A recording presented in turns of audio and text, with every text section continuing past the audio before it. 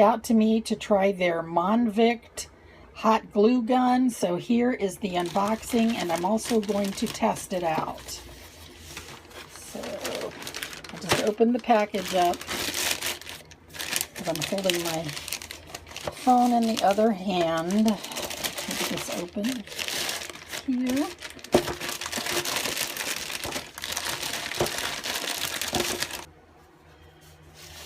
I have to figure out how to, okay. Looks like it opens down here. This is nice because then you can store it in here too. And it comes with some glue sticks, which is nice. And I've taken it out of the packaging, and here is the glue gun, which is nice because it's a bigger size. And it has where you can plug it in the back. Like I said, the glue sticks, it comes with the plug. And there are these finger protectors that you can put over your fingers, which helps to prevent burning, which is nice. I've never had those before. And then here are the instructions.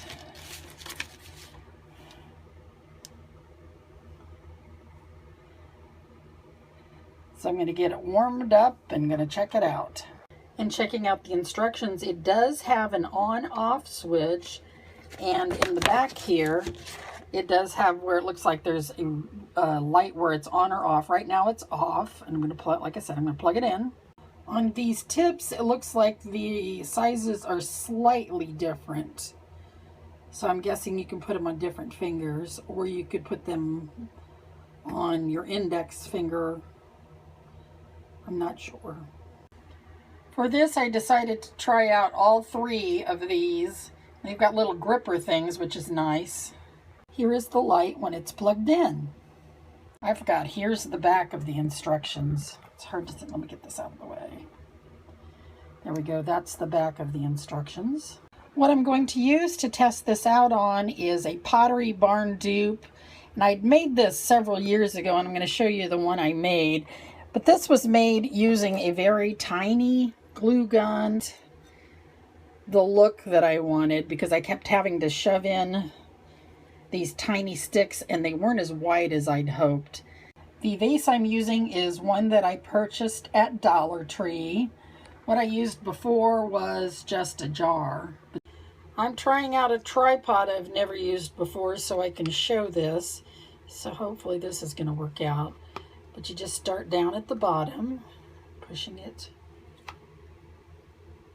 down. There, it's starting to come out.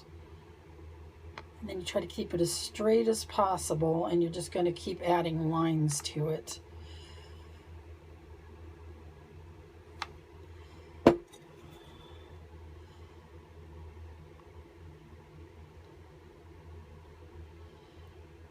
I'm having issues because I'm trying to keep this in frame. It's kind of a little bit more difficult. Let me, if I do it like this, just keep it down.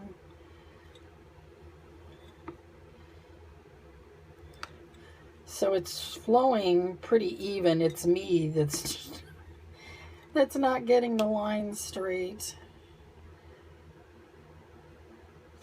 I did notice that it said on the instructions to never, hold it upward to glue, which I can understand that.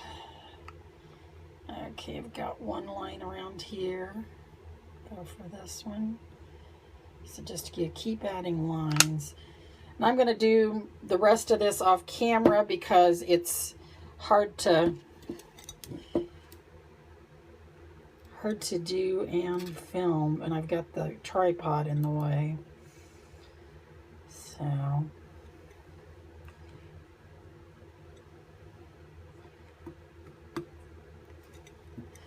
but so far it is looking really good. I'm going to have to put another glue stick in though, it looks like. This project takes a lot of glue. I will be back. I've just got to the point now where I'm going to have to add the third stick, but I wanted to show you this. Here at the bottom, I really got it on too thick because I was used to using a regular glue gun, but you don't need a lot of pressure on this. here, like it's kind of globby down here. But up here, I'm just barely putting on any pressure and then turning this around. And I like it a lot better, not being so thick. So that's what I'm doing up farther. And again, instead of using, I think I used probably about 10 small glue sticks on this one. And this just now, I'm putting in the third one, and I'm about to the top. So I'm going to finish this up and show it to you. This is what it looks like finished. And I used basically, I think, 2 glue sticks because I used barely any, and I think it was the last end of the second one. So it was a lot fewer glue sticks because, again, it's a larger glue gun and takes larger glue sticks. It is very hot, so I would not recommend this for young kids, adults and up. And it depends on your teenagers and junior high, how careful they are with things, if you'd want to allow them to use it. But again, it's a high temperature glue gun.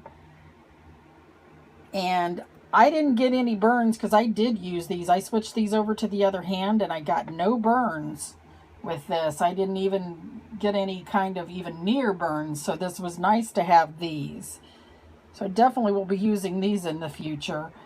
I like the glue gun in general because it's got a nice weight. You can set it down. It's got the on-off switch, so when I can turn it off. I guess it's high and low down here too. I didn't read all the instructions, but I guess you could have it on a lower setting. One's high and one's low.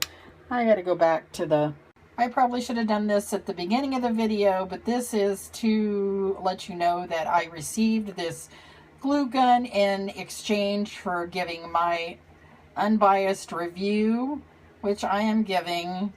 I'm not getting any money for the review. All opinions are my own and are not of the company or YouTube. It does have 2 settings. The yellow is the low setting, and that's when the switch is dead. While I have this glue gun plugged in and hot, I've decided I'm going to go ahead and make the pirate patch for this little owl. And he was in my fall haul. I got him for 50 cents at the Dollar Tree because he's missing his eye. So I'm going to make him a little pirate patch. So I'm going to cut out a shape that's as big as his eye to put over to make the patch. The camera died, so I had to go over here and plug it in, and I'm showing it on Dave's rug here. I cut the shape out of the old sock, and this is on the back side where I put the hot glue. I had measured out, or just put it around the eye, this black elastic that I had on hand. And then I've used glue, which is hard to see here, on this side and this side. So I'm going to let it dry, and what it is, I'm going to take it off and I'm going to flip it over so it'll be, the ugly side will be underneath, and I'll show you that when it's done.